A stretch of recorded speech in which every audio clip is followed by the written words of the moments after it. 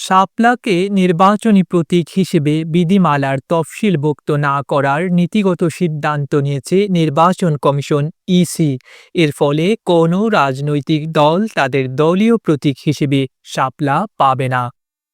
জুলাই গণ অভ্যুত্থানে নেতৃত্বদানকারী তরুণদের গড়া রাজনৈতিক দল জাতীয় নাগরিক পার্টি এনসিপি সম্প্রতি দল হিসেবে নিবন্ধনের জন্য ইসিতে আবেদন করে।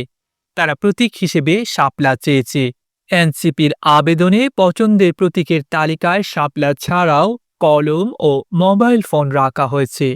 অন্যদিকে নাগরিক ঐক্য দলীয় প্রতীক শাপলা চেয়েছিল, তবে তারা প্রতীক হিসেবে পায় কেটলি। এখন নাগরিক ঐক্য কেটলির পরিবর্তে শাপলা প্রতীক দাবি করেছে।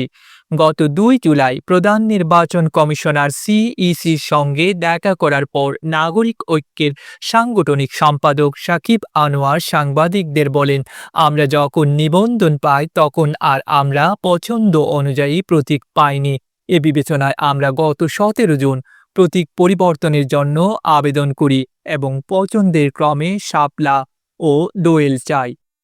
নির্বাচন কমিশনার আব্দুর রহমান এল মাসুদ বুধবার ৯ জুলাই গণমাধ্যমকে বলেন, শাপলাকে নির্বাচনী প্রতীক হিসেবে তফসিলভুক্ত করা হবে না মর্মে নীতিগত সিদ্ধান্ত হয়েছে।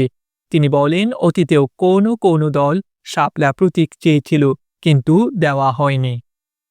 জাতীয় প্রতীক ও জাতীয় পতাকার সম্মান রক্ষার্থে আইন আছে, তবে জাতীয় ফুল বা ফলের বিষয়ে আইন করা হয়নি। এসব বিষয় বিবেচনায় নিয়ে শাপলাকে নির্বাচনী প্রতীক হিসেবে তফসিলভুক্ত না করার নীতিগত সিদ্ধান্ত নেওয়া হয়েছে। নির্বাচন পরিচালনা বিধিমালার তফসিলে এখন ৬৯টি নির্বাচনী প্রতীক রয়েছে। আগামী সংসদ নির্বাচন সামনে রেখে প্রতীকের সংখ্যা বাড়ানোর উদ্যোগ নিয়েছে নির্বাচন কমিশন।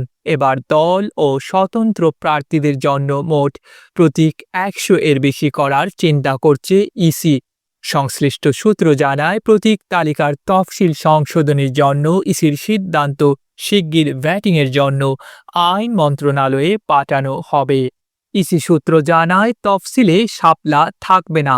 এই সিদ্ধান্ত এখন চূড়ান্ত, কারণ এটি জাতীয় প্রতীক এবং সেটিকে রাজনৈতিক প্রতীকে পরিণত করা সংবিধানের ভাবনার পরিপন্থী।